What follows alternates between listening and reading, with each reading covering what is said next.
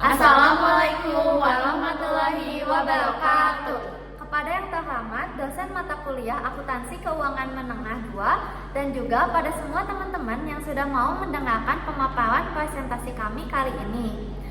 Sebelumnya di sini kami akan mempresentasikan materi mengenai akuntansi sewa. Sebelum mulai presentasi, alangkah baiknya kita perkenalkan diri terlebih dahulu. Perkenalkan, nama saya Haya Dewa Putri dengan NPM C102-451. Perkenalkan, nama saya Tania Natanida dengan NPM C102-467. Perkenalkan, nama saya Mira Naurisa dengan NPM C10240045. Baik, kita masuk ke materi. Yang pertama itu akuntansi sewa. Apa itu akuntansi sewa? Sewa atau leasing adalah perjanjian di mana pihak penyewa atau lease mendapatkan hak untuk menggunakan suatu aset selama periode tertentu dengan membayar biaya sewa kepada pihak yang menyewakan atau leaser. PSAK juga terbagi menjadi dua, yaitu sewa operasi atau operasi lease dan juga sewa pembiayaan atau kapitalis. Lanjut. Selanjutnya ada tujuan pembelajarannya itu untuk mahasiswa memahami akuntansi sewa agar mahasiswa memahami akuntansi sewa operasi dan mahasiswa memahami akuntansi sewa pembiayaan. Selanjutnya ada kelebihan sewa, yaitu tidak perlu membeli aset mahal, cukup membayar biaya sewa. Kemudian ada alternatif pembiayaannya, yaitu sewa dapat menjadi sumber pendanaan tanpa harus mengajukan pinjaman. Yang selanjutnya itu ada off balance sheet atau khusus sewa operasi, di mana dalam sewa operasi aset dan utang tidak dicatat di neraca. Beberapa rasio keuangan terlihat lebih bagus. Selanjutnya akuntansi sewa. Akuntansi sewa itu ada dua, ada sewa operasi atau operasi lease dan juga sewa pembiayaan atau kapitalis. Selanjutnya kita membahas sewa operasi atau operasi lease. Dengan ciri-cirinya yaitu sewa jangka pendek, alat dapat digunakan oleh penyewa namun aset dimiliki oleh pihak yang menyewa. Selanjutnya tidak terjadi transfer ownership di akhir masa sewa. Selanjutnya pemeliharaan alat biasanya oleh yang menyewakan. Selanjutnya itu penyajian dalam laporan keuangannya diakui dan disajikan sebagai beban sewa dalam laporan laba rugi komprehensif. Tidak ada pencatatan aset, utang dan juga beban depresiasi. Selanjutnya masuk ke dalam keuntungan sewa operasi. Untuk aset yang cepat sekali berubah teknologinya akan tepat karena investasinya itu lebih murah. Kemudian tidak disajikan dalam laporan posisi keuangan sebagai aset dan utang sehingga rasio efisiensi atau sales dibagi total sales dengan fixed asset dan juga rasio leverage-nya itu debit dan equity, laba operasi atau interest terlihat lebih bagus. Kemudian selanjutnya ada entitas tidak perlu memelihara aset. Seringkali maintenance dilakukan oleh pihak yang menyewakan. Yang terakhir itu menghemat kas di masa sekarang karena biaya yang dikeluarkan sebesar biaya sewa. Next. Selanjutnya ada kerugian sewa operasi, di mana yang pertama entitas tidak memiliki aset untuk operasi yang disajikan dalam laporan keuangan. Selanjutnya keberlanjutan entitas dapat terganggu jika sewa di masa yang akan datang tidak diperoleh. Untuk aset utama entitas cukup berisiko jika menggunakan sewa operasi.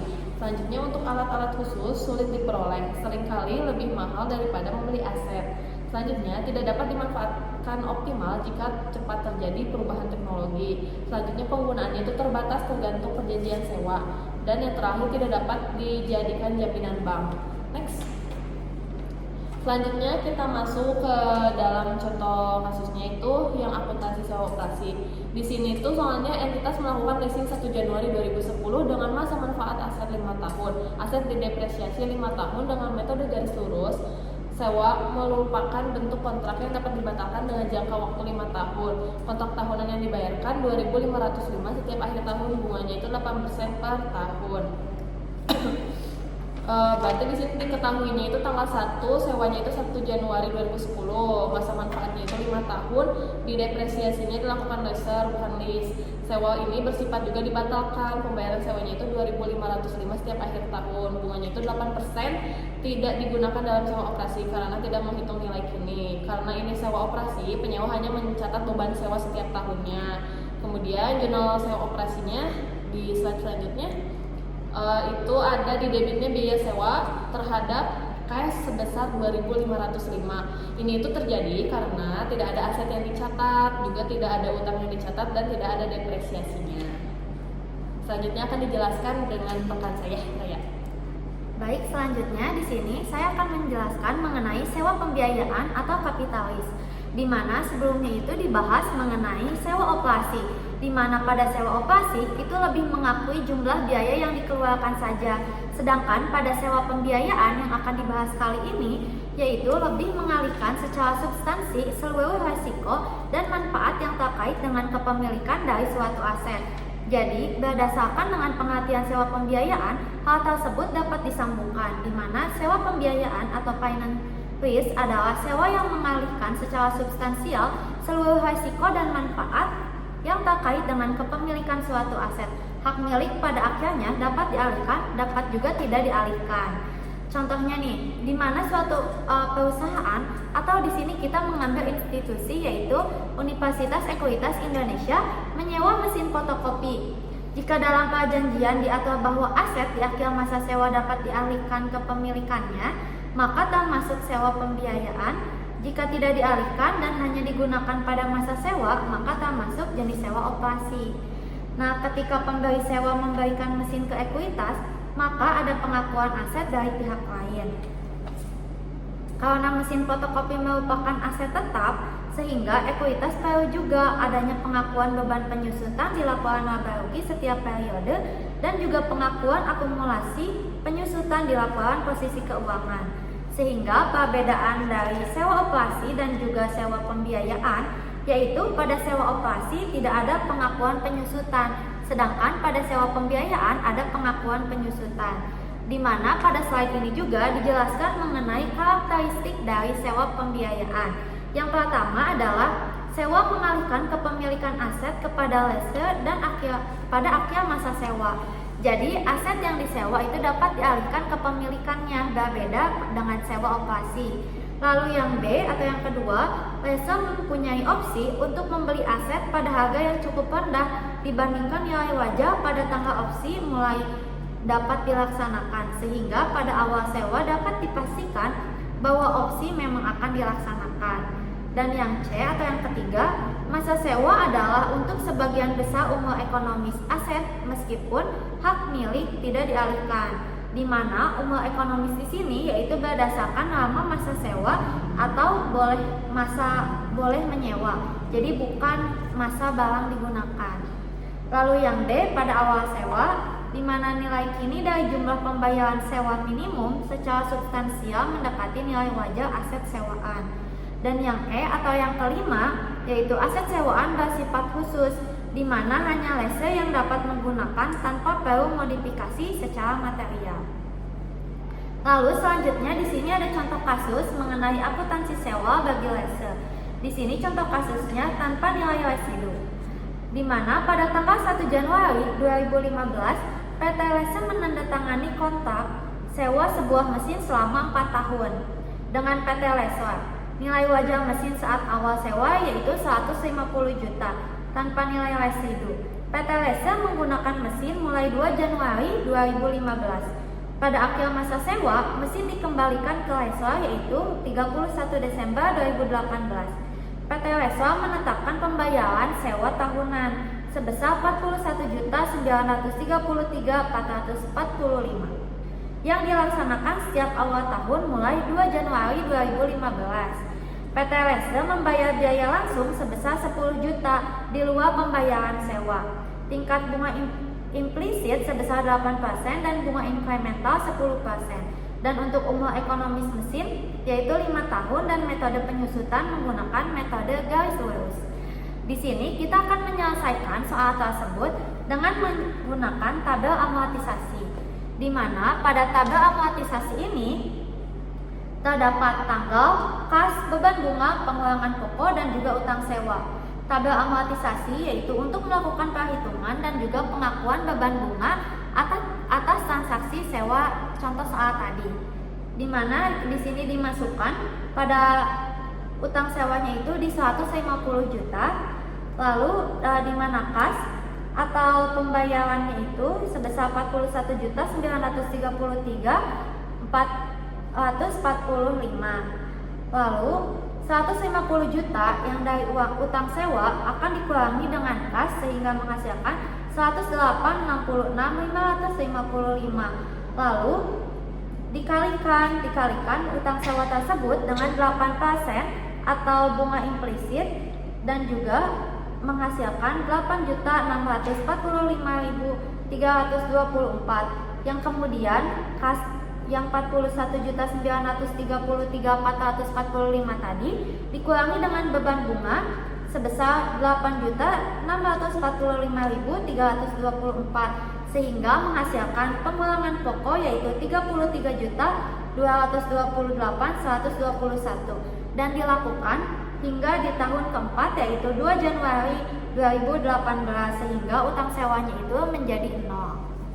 Lalu selanjutnya di sini kita akan masuk menuju ke jurnal. Setelah tadi kita menghitung menggunakan tabel amortisasi, di sini kita mencatat jurnal pengakuan awal aset sewa di mana pada 2 Januari 2015 di debitnya itu aset sewa pembiayaan sebesar 160 juta dan untuk di kreditnya liabilitas sewa pembiayaan 150 juta dan juga kas di kredit sebesar 10 juta di mana pada aset sewa pembiayaan ini sebesar 160 juta karena terdapat pengeluaran atau lesi itu mengeluarkan 10 juta untuk yang sebelumnya dijelaskan yaitu biaya langsung.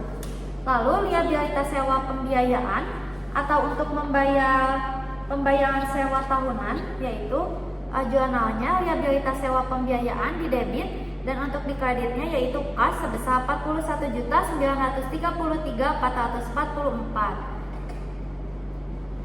Next, lalu selanjutnya ada jurnal pengakuan beban penyusutan aset sewa pada 31 Desember 2015 yaitu jurnalnya beban penyusutan dan di kreditnya ada akumulasi penyusutan sebesar 40 juta di mana 40 juta didapat dari 160 juta yang tadi aset sewa pembiayaan dibagi 4 atau jangka waktunya 4 tahun jadi di 40 juta.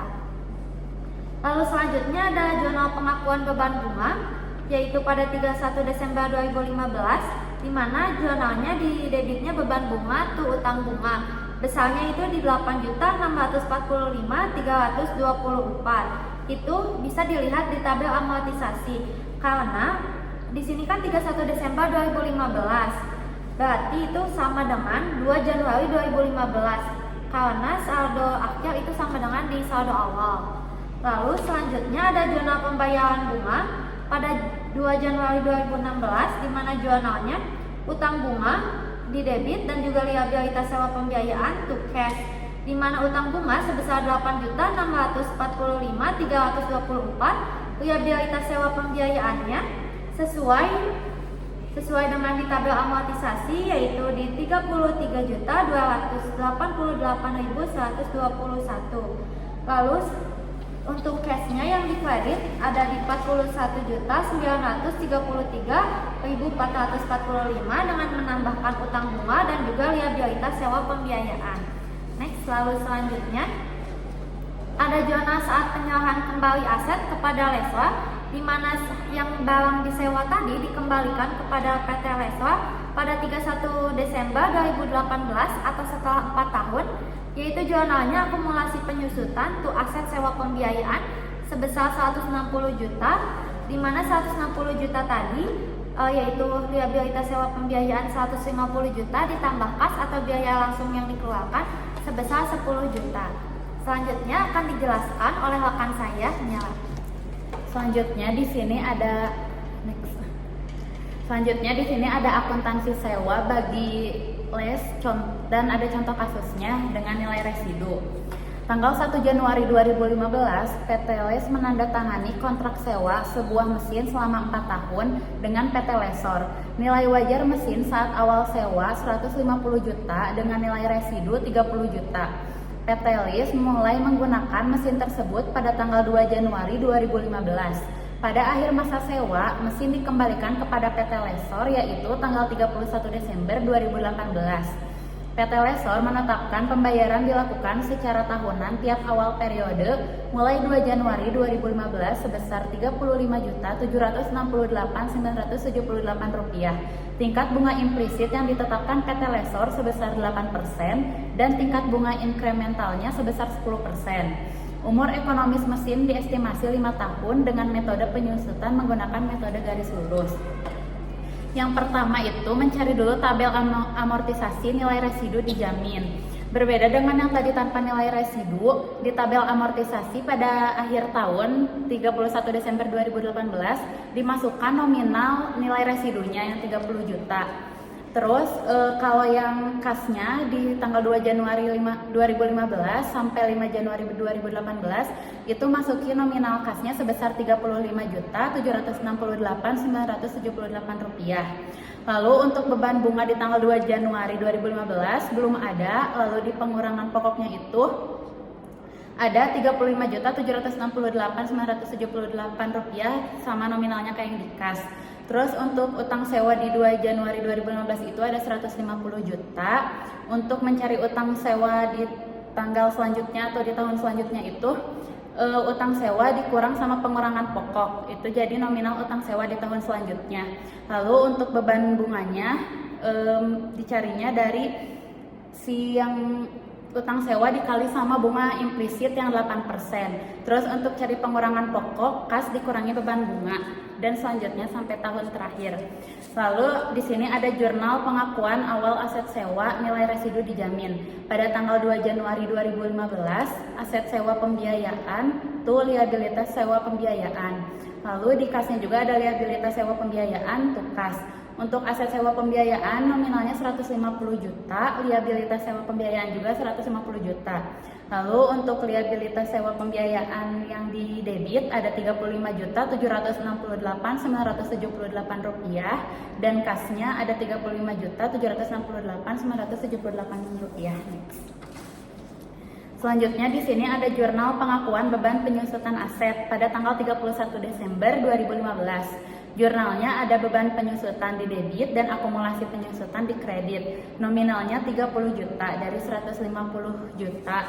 Yang di soal yang nilai wajar mesin dikurang sama 30 juta nilai residu dibagi sama jangka waktunya 4 tahun jadi 30 juta. Lalu ada jurnal pengakuan beban bunga. Pada tanggal 31 Desember 2015, jurnalnya ada beban bunga di debit dan utang bunga di kredit. Nominalnya Rp9.138.482. Itu nominalnya ada di tabel amortisasi. Selanjutnya ada jurnal pembayaran bunga. Pada tanggal 2 Januari 2016, jurnalnya ada utang bunga di debit, aset sewa pembiayaan di debit, dan kas di kredit. Untuk utang bunga nominalnya Rp9.138.482. Untuk aset sewa pembiayaan nominalnya ada Rp26.603.497 dan kasnya ada Rp35.768.978. Itu nominalnya yang tertera di tabel amortisasi. Selanjutnya, yang terakhir ada jurnal saat penyerahan kembali aset kepada lesor pada tanggal 31 Desember 2018. Jurnalnya ada liabilitas sewa pembiayaan di debit, beban bunga di debit, akumulasi penyusutan di debit, dan aset sewa pembiayaan di kredit.